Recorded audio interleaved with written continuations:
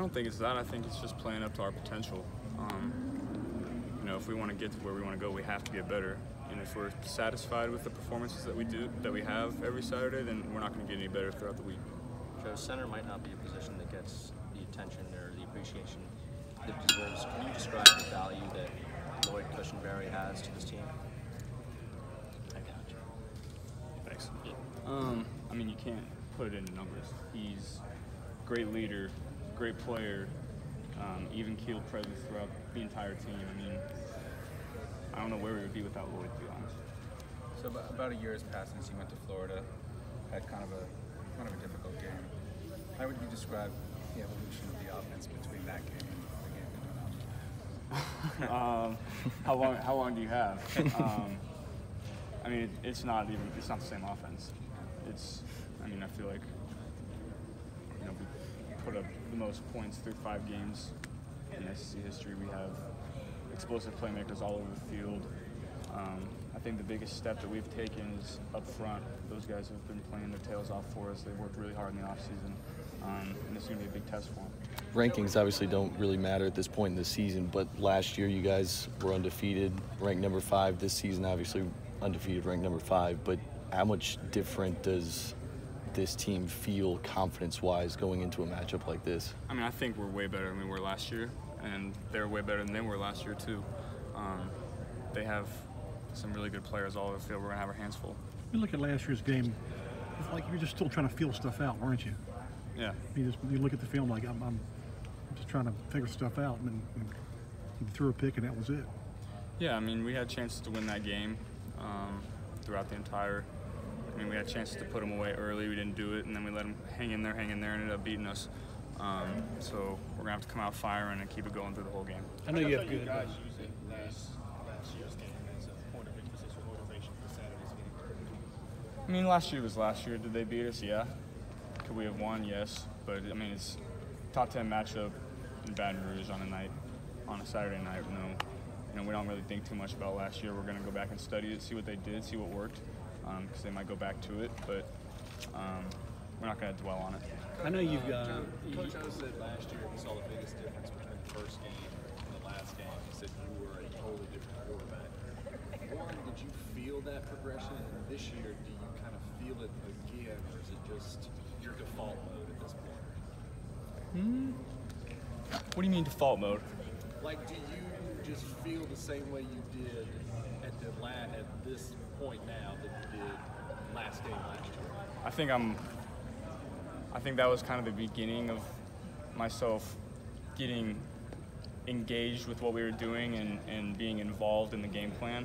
And I really think that's what's enabled me to have so much success this year is they trust me enough to put my ideas in the game plan. They trust me enough to make checks at the line.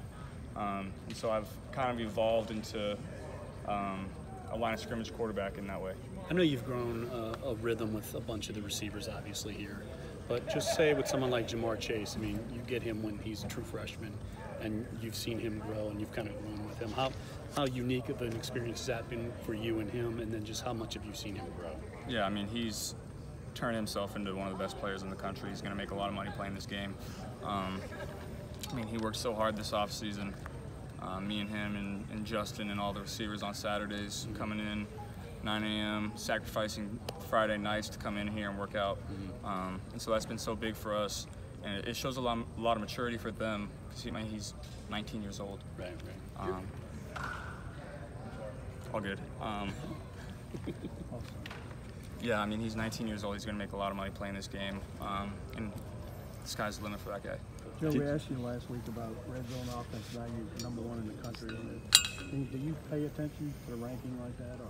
Yeah, I think that's a very important ranking that directly correlates to points. And we need to be able to score touchdowns in the red zone this week. They're really good causing turnovers in the red zone. So we're going to have to be up to our game and act like we're the best team in the country in that red zone. Was there something that made you believe that y'all could turn the corner and that y'all were going to be a lot better than last year? We had everybody back, and throughout spring ball, you saw flashes of it, and then in fall camp we really hit our stride. And so if we didn't come out and play this way that we are right now, I'd have been very disappointed. I know it's so early, but I mean, did you grow up at all thinking about competing for the Heisman and being in the race? And do you pay attention at all to the noise right now? And is that even a goal individually? I mean, it was a goal when I was little. Not so much a goal now. I'd rather have a big fat ring on my hand. But I mean, it does cross your mind. But you know, the games like this are the kind of games that you need to get there and to get to where we want to get to as a team. Joe, you guys have blocked out the noise and everything, but you know, there's going to be that talk. Well, they haven't played a defense like this yet. We need to see if this offense can do it against a defense like this. Is that the challenge for you? Yeah, I mean, they're the best defense we've played, and it's not even close. They have first-round guys all around the field. They play really, really hard. They're very confident in their scheme. You can tell by how fast they play. You know, I think it's going to be a really good challenge for us and a really good stepping stone into what we want to get to. Joe, is the team that converts more on third down Saturday, is that the team that's ultimately going to win? Yeah, I think so. I mean, the longer you can stay on the field, the better chance you have of scoring. So we're going to have to be really good on third down. They have a really good third down package for us. They mix it up, give you different looks, bring pressure where you don't expect, so we're going to have to study that. How much do you feel like your offensive line wants another go at this game after last year? I think we all do, but they're kind of on a revenge tour from last year. All the talk around, you know, they didn't play up to what they were last year, and this year they're playing very, very well. And that's just a credit to them, their maturity, and their off season. But last year's game was a tough game for you as well.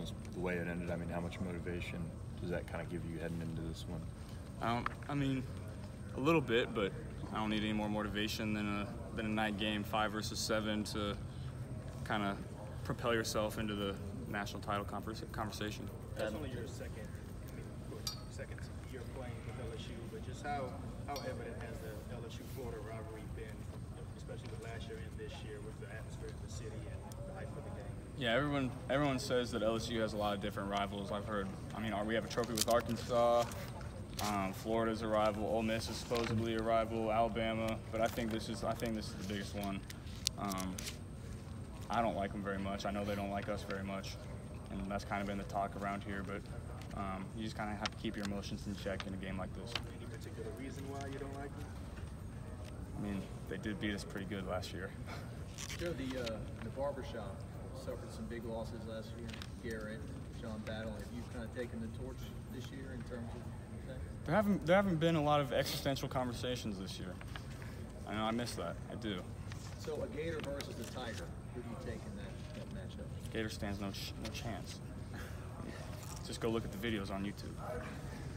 I know you've gotten a question about, you know, trying to score points against Texas, and fans wanted to see that. But in a game like this, how excited are you to almost have a litmus test, I guess, against a defense that's been this solid? Yeah, I mean, the real season starts now. We're in SEC play.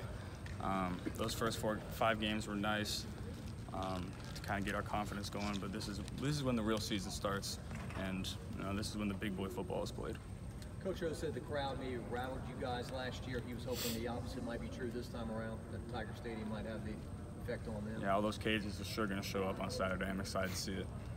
Okay, do you remember last year, I know you don't make these decisions, but you do talk to the coaches a lot, whether the results that the offense had against Florida and Alabama in particular provided any sort of impetus or urgency to make the refinements that you guys have made from then to now? I mean, I think probably did a little bit, but I think just watching all the offenses around the country, we needed to make a change.